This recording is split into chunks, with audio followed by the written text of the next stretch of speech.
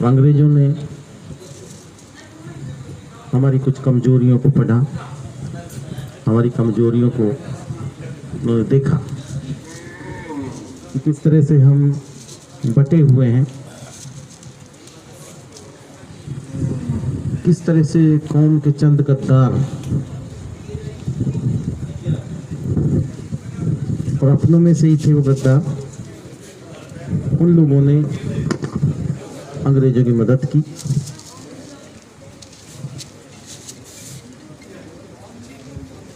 और प्लासी के युद्ध में नवाब सिराजुद्दौला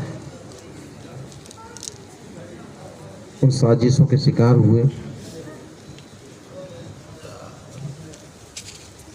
बहुत बड़ी ताकत उनके पास थी, बहुत बड़ी फौज उनके पास थी, तो वो मीर जाफर गद्दार, उसके कुछ दरबारी, चंद दूसरे लोग जो उस गद्दी पर निगाह गड़ाए थे, उन्होंने नवाब को धोखा दिया और यहाँ से तारीख बदल गई, इतिहास बदल गया। यहाँ से मुसलमानों से धीरे धीरे धीरे धीरे सरकार, शासन खिसकता रहा। वो खिसकते खिसकते पूरी तरह से 1857 में मुसलमानों को सत्ता से बेदखल कर दिया गया। 1857 में जिसको मुस्लिम विद्रोही कहते हैं, मुसलमानों का ही विद्रोह था अंग्रेजों के खिलाफ। तो बहादुर शाह जफर का पूरा परिवार देश के लिए कुर्बान हो गया, देश के लिए बलिदान हो गया।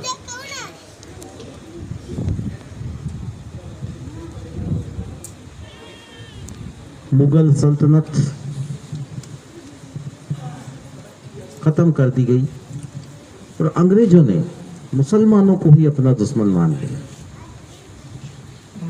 कि कभी अंग्रेजों से राज छीनने की कोशिश हुई तो मुसलमान ही ये कोशिश कर सकते। मुसलमानों ने इस देश के लिए बहुत कुर्बानियां दी। हमें अपनी तारीख से वाकिफ होना चाहिए। ये हमारे उलेमाओं की जिम्मेदारी बनती है, हमारे पढ़े लिखे कौम के मौजूद लोगों की जिम्मेदारी बनती है कि आज जब ऐसे प्रोग्राम होते हैं, ऐसी बातें होती हैं, तो मुसलमानों को दोयम दर्जे का शहरी माना जाता है। ये साबित किया जाता है कि ना तो इनका आज़ादी की तहरीक में कोई योगदान रहा है, न देश की तरक्की। ये सच भी है कि हमने अपने आप को इतना कमजोर मान लिया, इतना नाकाम मान लिया और बदलते समय के अनुसार अपने आप को बदला नहीं। आज़ादी के समय 30% लोग सरकारी नौकरियों में थे, मुस्लिम थे 30%। आज वो आंकड़ा 1-2%, 1.5%, 1% 2%। तो हमने अपने आप को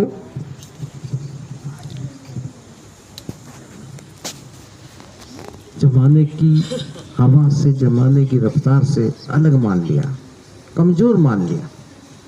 ये सच है कि देश के बंटवारे का सबसे बड़ा नुकसान मुसलमानों को हुआ। जो कौम एक शासक वर्ग थी, हुकूमत करने वाली जाति थी,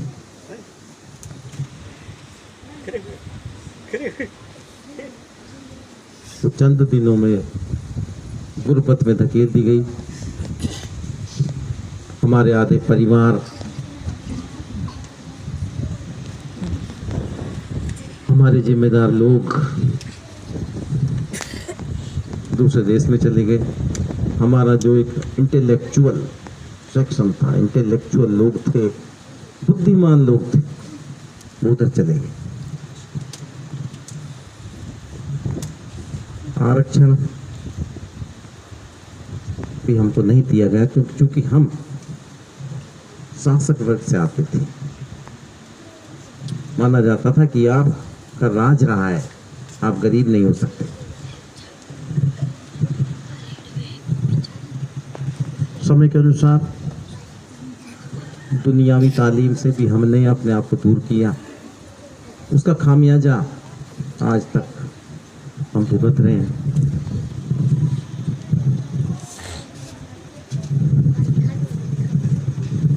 हमारे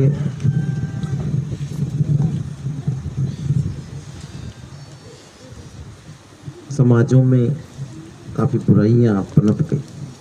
तो कोई कौम अनपढ़ हो जाएगी तो बहुत सारी बुराइयां उसमें आ जाती हैं। आज हम पढ़ाई से ज़्यादा दूसरी चीज़ों पर खर्चा करते हैं।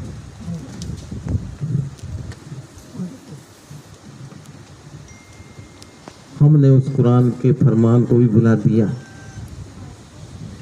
हमारे बुजुर्गों ने तालीम के बारे में क्या कहा वो भी हमने भुला दिया।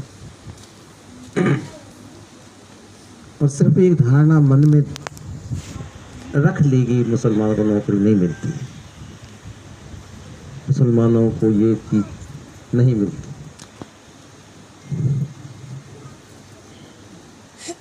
हो सकता है मुसलमान MP MLA नहीं बन पाए, लेकिन नौकरियां तो मिलती हैं।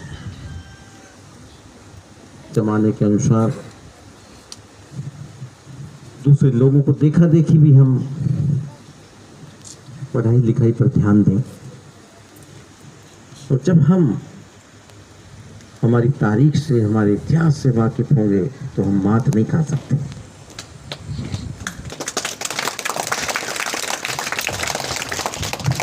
अब मुझे पूरे फलूदी के लोग भी पढ़े लिखे पागल नहीं बना सकते, क्योंकि मैंने सब कुछ को पढ़ा। ये मेरी ताकत है और कुछ नहीं। इल्म एक ताकत है। आजादी में मुसलमानों का बहुत योगदान है। ये मुसलमानों की ताकत थी कि 1857 में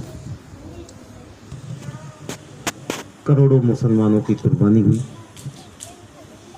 क्योंकि अंग्रेजों के टारगेट में दूसरे थे ही नहीं। अंग्रेजों का टारगेट ही ये था कि ये मुस्लिम विद्रोह है, मुसलमानों ने हमारे खिलाफ खिलाफत छेड़ी है। ऐसी घटनाएं हुई दिल्ली के आसपास मेवात एरिया में।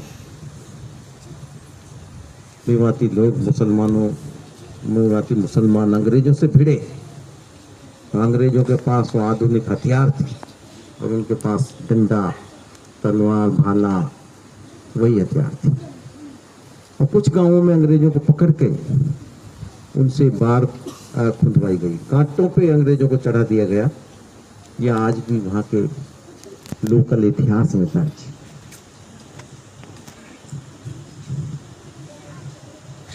कितने गांव हैं जहां पर लोगों को लाया जाता था, उनको फांसी दी जाती। मेवात कितने गांव हैं, फांसी दी जाती। कितने गांव हैं जहां पर आज भी गांव में एंटर होते ही शहीदों के नामों की लिस्ट लगी हुई है, 1500 हर गांव का ये हाल था। तो अंग्रेजी हुकूमत ने मुसलमानों का संहार किया। सबसे बड़ा दुश्मन वो हमें मानते थे।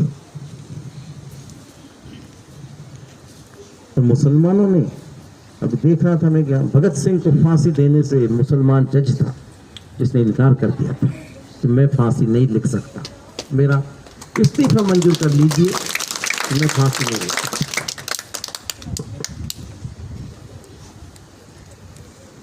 अम्बेडकर को जब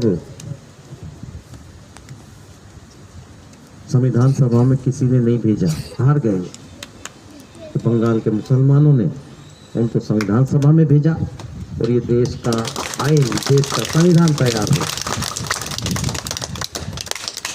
ज्योतिबा फुले को तो किसी ने तालीमी इदारा चलाने के लिए जमीन नहीं दी, वो फातिमा बीवी, फातिमा शेख, उन्होंने जमीन दी। अनगिनत ऐसे मिसाल हैं जहां मुसलमानों ने वतन परस्ती का सबूत दिया। पढ़िए इतिहास को, तारीख को पढ़ेंगे तो ये सारी चीजें मालूम होगी। हमें कहीं भी शर्माने की जरूरत नहीं है, हमें कहीं भी नीचा देखने की जरूरत नहीं है। लेकिन ये होगा कब? जब हम पढ़ेंगे, हमारे पास इल्म होगा, हमारे पास ज्ञान होगा। ज्ञान के आधार पे हम दूसरे से आंख मिला करके बात कर सकेंगे कि मुसलमानों का भी इस आज़ादी की तहरीक में इतना योगदान रहा।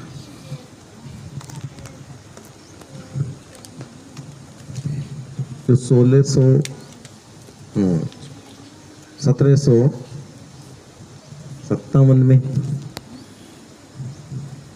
प्लासी की लड़ाई हुई, उससे पहले ही जिस बादशाह को लोग गालियां देते हैं, समझ गया, जिस बादशाह को लोग गालियां देते हैं, जिनका काम है सुबह सुबह उठना, उनको उस बादशाह को गालियां दें। आज झंडा कहाँ फहराया गया था? लाल किले में। लाल किला किसने बनाया? हम तो झंडा फहराने की जगह नहीं बना सके अभी तक, और फिर सुबह सुबह गालियां दी जाती हैं। उनके बेटे 1686 में अंग्रेजों को इतनी शिकस्त दी थी, इतनी बुरी तरह से हराया था कि अंग्रेज 1686 की बात है, क्योंकि अंग्रेज तो 1608 में 1615 में ही आ गए थे। तो उन्होंने धीरे धीरे अपनी कोठियां बना ली। तो बादशाह औरंगजेब को पता लगा कि अंग्रेजों की ये चाल है, अंग्रेज का मकसद कुछ और है, व्यापार नहीं है, तिजारत नहीं है, इनका मकसद है लड़ाना और राज करना, राज को छीनना। तो 1686 में अचानक अंग्रेजों का ऐसा हमला किया कि अंग्रेज तितर बितर हो गए थे और जान की भीख मांगी अंग्रेजों ने कि हम किसी तरह से माफ कर दो, और माफ कर दिए। गलतियां तो की हमने। 1799 में टीपू सुल्तान सिर्फ उस समय यही रास्ते के कांटा थे, अंग्रेजों के सामने रास्ते का कांटा टीपू सुल्तान ही था, हैदर अली, टीपू सुल्तान। इन्होंने इस देश के लिए सब कुछ कुर्बान कर दिया। शेर मैसूर उनको लक़ब दिया गया। आज एक साजिश हो रही है ऐसे लोगों के नाम को मिटाने की, इतिहास से गायब करने की। नहीं, इतिहास को दोबारा लिखा जा अपने तरीके से।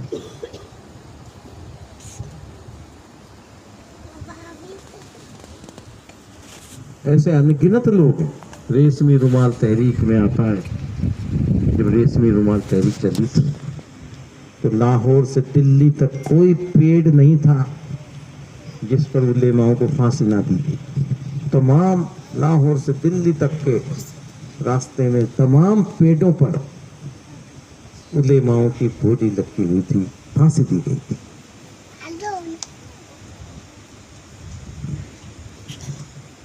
आज हमें देश की आज़ादी की कोई भी जश्न हो उसमें बढ़ चढ़ कर भाग लेना है, तो हमारा योगदान इसमें बहुत ज़्यादा रहा है, उनकी औरों से ज़्यादा रहा। ऐसे प्रोग्राम मदरसों में होने चाहिए, और मदरसे पहले देश में मदरसे ही थे, प्राथमिक शिक्षा का सिस्टम मकतब मदरसे ही थे। वो कहते हैं राजा राम मोहन राय मदरसों में पढ़े, देश के प्रथम राष्ट्रपति राजेंद्र प्रसाद मदरसों में पढ़े थे, डॉक्टर जाकिर हुसैन, फखरुद्दीन अली अहमद, ये सब मदरसों में पढ़े थे। तो बड़े बड़े नॉन मुस्लिम जो बड़े बड़े पदों पर पहुंचे वो सब मदरसों में पढ़े थे। कभी मुंशी प्रेमचंद भी मदरसों में पढ़े थे।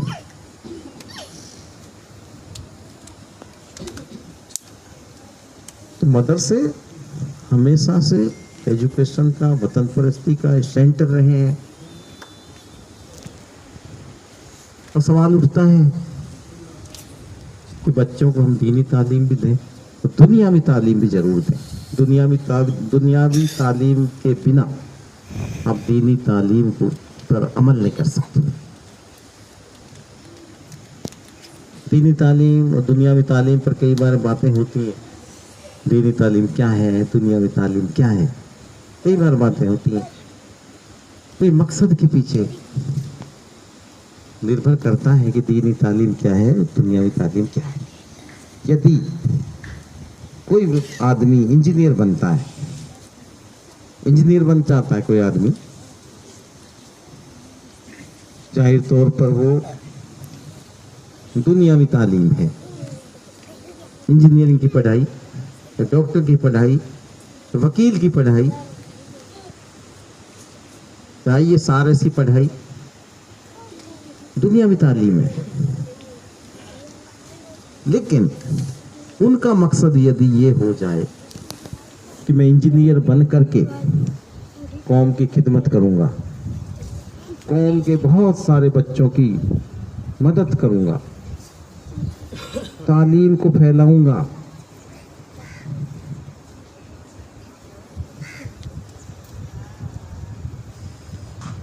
मैं गरीबों को फ्री एजुकेशन की व्यवस्था करूंगा, तो दुनियावी तालीम भी हो गई और दीनी तालीम भी हो गई। और यदि हम दीनी तालीम ले रहे हैं लेकिन आगे जाके अपराधों में मुब्तला हो जाते हैं, चोरी, डकैती, लूट पाट, ATM काटना, दूसरी बुराइयों में मशगूल हो जाते हैं, तो दीनी तालीम कहाँ रही? तो दीनी तालीम नहीं। तो मकसद पे निर्भर करता है। यदि मैं इस सर्विस में हूं, मैंने दुनियावी तालीम ली है, मदरसे में नहीं गया कभी मैं, लेकिन मैं यदि कौम के गरीब लोगों की मदद करता हूं,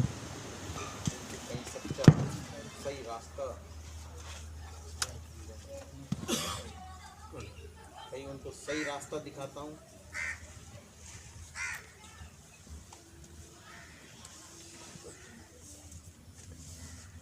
गरीब लोगों की मदद करता हूं, मदरसे में दान देता हूं, कौम की बहबूदी के लिए काम करता हूं।